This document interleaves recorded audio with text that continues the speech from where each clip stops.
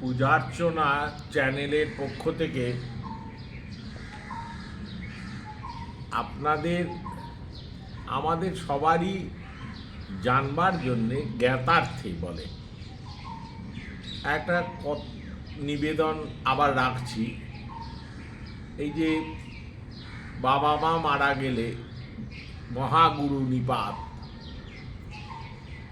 কাল অশৌচ হয়, কালা শৌচ বলা হয়। সন্ধিযুক্ত করলে কালা শৌচ হয়। এই কালা শৌচটা কেন নাম? না এটা কোনো ভয়ঙ্কর কোনো কাল, কোনো একটা বালাই বা সংকট এরম অর্থে আসেনি। মানে একটা সময় বা পিরিয়ডকে বুঝিয়েছে। কাল অর্থাৎ সময়, বৎসর কালও ব্যাপী, তাই এর নাম কালা শৌচ। মহাগুরু নিপাতে কালা শৌচ হয়। আমরা আজকে 2-3 দিন ধরেই আলোচনা করছি। এতে অনেকগুলো কাজ শাস্ত্রে না বলা হয়েছে, বলে করো না এই কাজগুলো। কিন্তু শাস্ত্রকাররা ভাবি কালের দিকে ভবিষ্যতের পদধ্বনি কতটা শুনেছেন, এটাই নিয়ে আমাদের চিন্তা। যে বর্তমান যে যুগে আমরা যে অবস্থায় বাস করছি, আমাদের দেখুন খুব ডিসঅ্যাডভান্টেজে আমরা আছি। সত্যি কথা বলতে কি, না আমাদের গেরুয়ার অ্যাডভান্টেজ আছে, না আমরা দণ্ডধারী, না আমরা আশ্রমবাসী, না আমাদের লক্ষ কোটি শিষ্য আছে, না আমাদের কোনো প্রতিষ্ঠানের মহন্ত আমরা বা উপমহন্ত, কোনো কিছুই না। অতি সাধারণ গৃহস্থ মানুষ আমরা। কোনো রকম জীবিকা অর্জন করে নিত্যদিনে অন্ন ক্ষুধা গ্রাস নিবারণ করছি। অন্নগত প্রাণ আমাদের। পুরোহিত ঠাকুর পূজা অর্চনা করেন যজমান বাড়িতে গিয়ে, তাকে বলে দেয়া হয়েছে পৌরোহিতঞ্চ বর্জয়। হে পুরোহিত ঠাকুর, তুমি 1 বৎসর কাল চুপ করে বসে থাকো, পৌরোহিত্য কর্ম করবে না। সে বেচারির পেট চলে কি করে? আমাদের সরকার, আমাদের রাজন্য ভাতা, রাজাদের দেয়া কোনো ভাতা বা কোনো বৃত্তি এই দেশে চালু নেই। যে পুরোহিত বেচারি মুশকিলে পড়েছে 1 বৎসর কাল। আমার জানেন এমন পুরোহিত আছেন যিনি 1 বছর কাল পৌরোহিত্য কর্ম করলেন না, ডাইরেক্টলি করলেন না, প্রত্যক্ষভাবে। কিন্তু পৌরোহিতঞ্চ বর্জয়েত কেন? না সেখানে প্রসঙ্গক্রমে বলা হয়েছে দান আর প্রতিগ্রহ।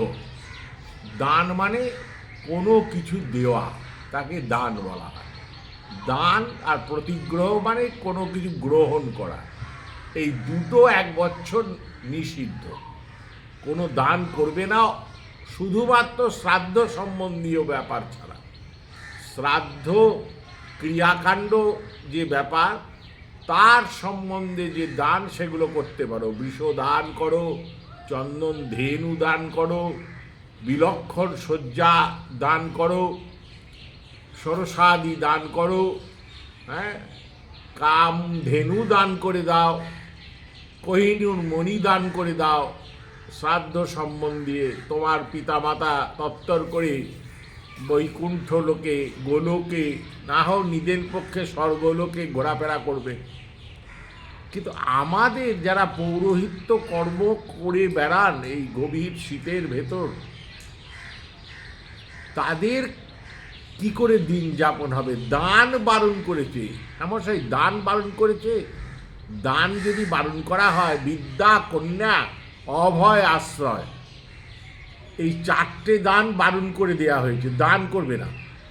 তাহলে যিনি মাস্টারমশাই, যিনি শিক্ষক, যিনি গুরু, যিনি শিক্ষাদান করেন ছাত্রকে, স্কুলে গিয়ে পড়ান, বিদ্যালয়ে পড়ান, চতুষ্পাঠীতে পড়ান, গুরুকুলে পড়ান, তিনি যদি বিদ্যাদান বন্ধ করে দেন, তাহলে ছাত্রের কি দুরবস্থা হয়? তাই দান, মনে করুন, বৃক্ষেষু নিত্যম জলদানম কর্তব্যম, প্রতিদিন বৃক্ষে জল দান করা কর্তব্য। আমি আমার অভ্যাস মতো প্রতিদিন কতগুলো বৃক্ষে জল দান করি, কিন্তু 1 বছর জল দেওয়া বন্ধ করে দিলাম। শাস্ত্র বলেছে জল দিও না, তাহলে তো বৃক্ষগুলো শুকিয়ে মরে যায়। এই দান কি করে বন্ধ করা যাবে? দান বন্ধ হয় না। আমার গৃহেতে হয়তো 3 মাস পরে বা 1 মাস পরে কোনো অতিথি এলেন, নারায়ণ অভ্যাগত এলেন, আগন্তুক না জানিয়ে এলেন, অতিথি তিথি না মেনে যিনি আসেন, তিনি এসে খাদ্য যাচনা করলেন, বুভুক্ষু উদরে, তাকে খাদ্য দান করব না? খাদ্য তাকে শেয়ার করব না? আমি নিজে খেয়ে ঘুমোবো, তাকে খাদ্য দেবো না, খাওয়াবো না? তিনি বুভুক্ষু নিরন্ন হয়ে থাকবেন, আর আমি খররাট ঘুমিয়েতে আচ্ছন্ন হয়ে যাব আরামে। ওরে, শাস্ত্র বারণ করেছে, দান করা চলবে না। এ কি ধরনের পরিহাস? এ পরিহাসের কোনো অর্থ হয় না। আর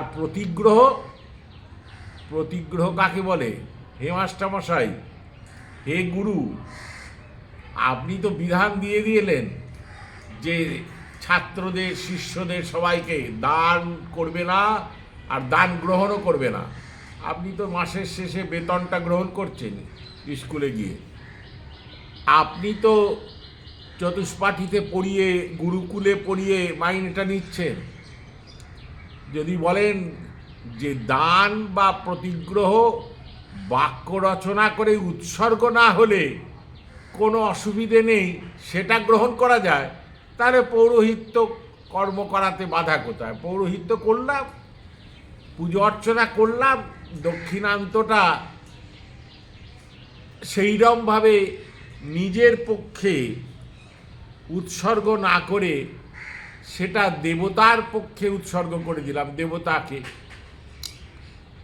দ্রব্য দক্ষিণাম সমর্পয়ামি, দেবতাকে উৎসর্গ করে দিলাম, দিয়ে তারপর কাজের শেষে যজমানের কাছ থেকে 2000, 5000 যা উনি খুশি হয়ে দেবেন সামর্থ্য অনুসারে, শাস্ত্রে নির্দিষ্ট আছে, সেটা গ্রহণ করলাম, সংসারটা চলে গেল।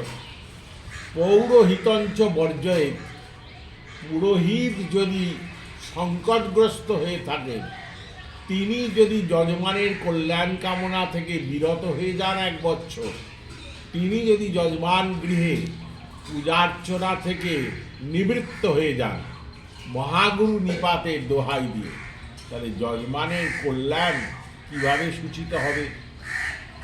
পুরোহিত তো কাউকে ডেকে আনবেন, ডেকে এনে কর্ম করাবেন।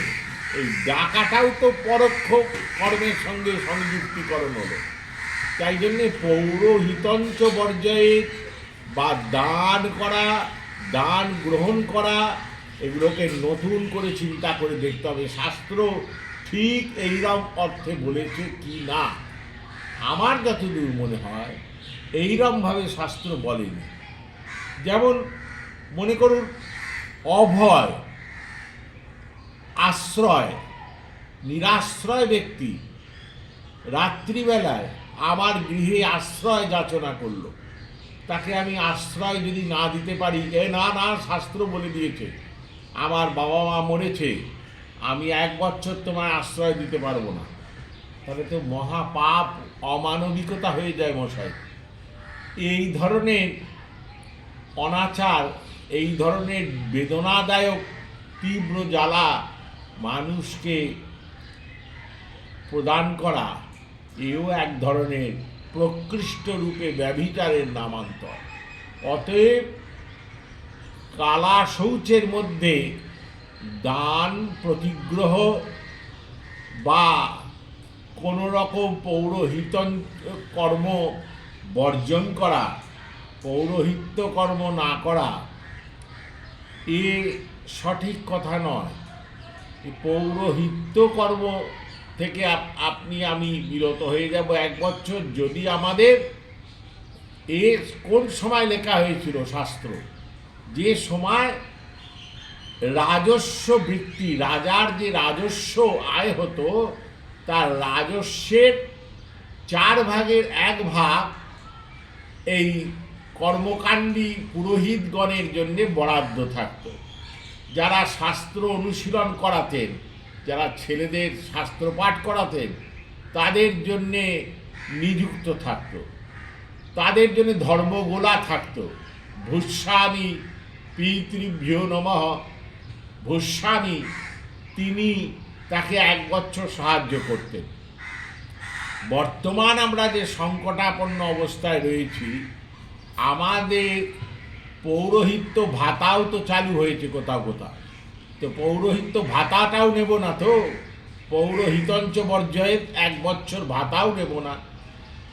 দূরের কথা মশাই, রিটায়ারমেন্ট হয়েছে সাধু বাবা, রিটায়ারমেন্টে আগে স্কুল মাস্টারি করতেন, তারপরে রিটায়ারমেন্ট হলেন বা স্কুল মাস্টার থাকাকালীনই তিনি সাধু হয়ে গেলেন। একদিনকে তিনি বহির্বাস ডোর কৌপিন এসব পরে সাধু হয়ে গেলেন, বা গেরুয়া পরে।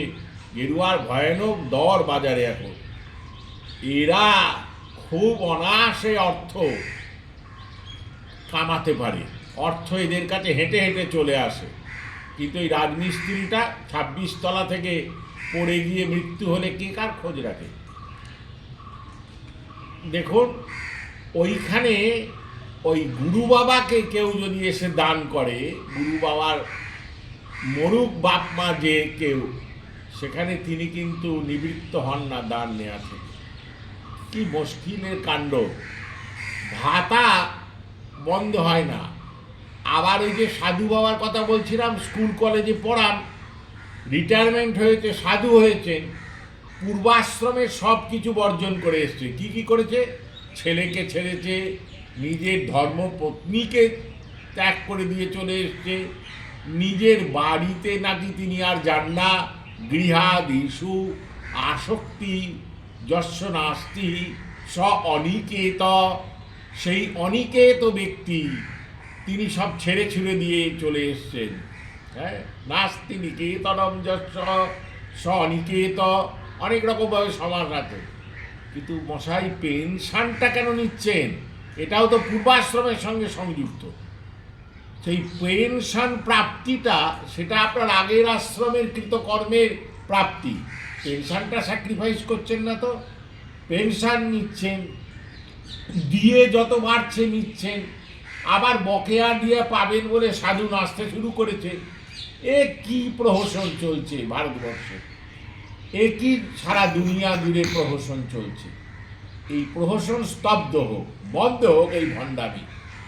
পূজার্চনা চ্যানেলের পক্ষ থেকে সবার কাছে, বিশেষ করে যে বিদ্বানগণ ইউটিউব চ্যানেলে বিভিন্ন সময় নানা রকম মতামত রাখেন বা সম্মেলন জায়গায় জায়গায় করেন, প্যান্ডেল বেঁধে লক্ষ্যকণ্ঠ কোটি কণ্ঠে সমস্ত ধর্মশাস্ত্র পাঠের আয়োজন করেন, তারা বসে সিদ্ধান্ত নিন না, শাস্ত্রকে কিছুটা পরিবর্ধন, পরিশীলন, যুগোপযোগী করে মানুষকে বাঁচার পথটা সুচারু করে দিন।